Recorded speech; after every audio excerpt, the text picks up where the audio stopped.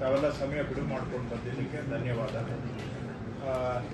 ಕಳೆದ 4-5 ತಿಂಗಳಿಂದ ನಾವು ಹಿನ್ನೆಲೆಯಲ್ಲಿ ಸಾಕಷ್ಟು ಸಿದ್ಧತೆ ತಯಾರಿಗಳನ್ನು ಮಾಡಿಕೊಂಡು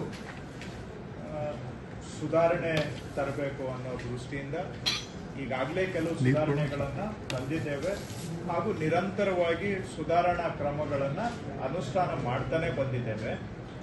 ಮುಂದುವರೆದು ಅದೇ ದಾಟಿಯಲ್ಲಿ ಇನ್ನಷ್ಟು ಸುಧಾರಣಾ ಹೆಜ್ಜೆಗಳನ್ನು ಇಡ್ತಾ ಇದ್ದೇವೆ.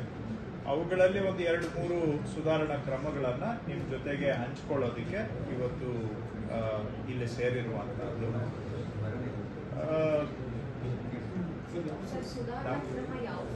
ಅದಕ್ಕೆ ಅದನ್ನ ಹಂಚ್ಕೊಳ್ಳಕ್ಕೆ ರೆವಿನ್ಯೂ ಕಂದಾಯ ಇಲಾಖೆ ಅಥವಾ ಬೇರೆ ಏನು ಇಂಟರ್ಪ್ರಿಟೇಷನ್ ಇರ್ಬೋದು. ಕಂದಾಯ ಇಲಾಖೆ ಅಧಿಕಾರಿಗಳು ಬೇರೆ ಇದ್ದಾರೆ. ಸೊ ಹಾಗಾಗಿ ನಿಮಗೆ ಗೊತ್ತಿರೋ ಹಾಗೆ ನಾವು ಜವಾಬ್ದಾರಿ ತಗೊಂಡಾಗಿಂದನೂ ಕೂಡ ಇದು ಕಂದಾಯ ಇಲಾಖೆಯಲ್ಲಿ ಜನಪರ ಆಡಳಿತ, ಜನಪರ ಸುಧಾರಣೆಯನ್ನ ನಿರಂತರವಾಗಿ ತರ್ತಾ ಇದ್ದೇವೆ.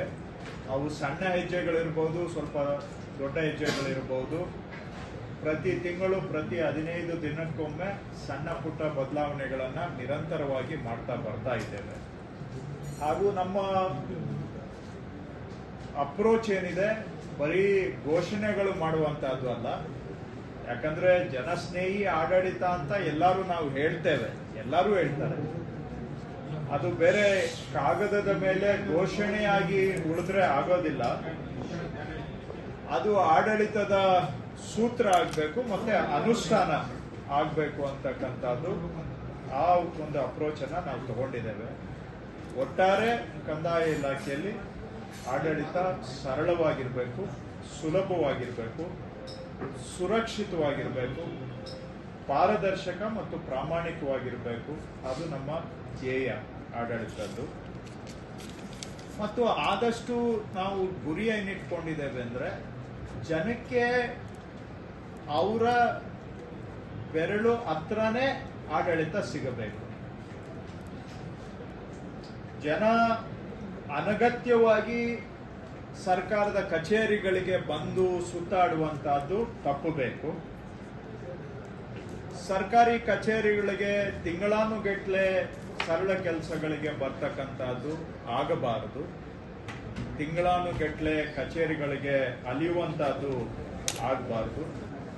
ಸೊ ನಾವು ಇಂಗ್ಲಿಷಲ್ಲಿ ಫಿಂಗರ್ ಟಿಪ್ಸ್ ಹತ್ರ ಅಂತ ಹೇಳ್ತೇವೆ, ಆ ಥರ ಬೆರಳಿಗೆ ಅವರ ಮನೆ ಬಾಗಲಲ್ಲಿ, ಮನೆ ಒಳಗಡೆ ಕೂತ್ಕೊಂಡೇ ಸರ್ಕಾರಿ ಸೇವೆಗಳನ್ನ ಅವರು ಪಡೆದುಕೊಳ್ಬೇಕು.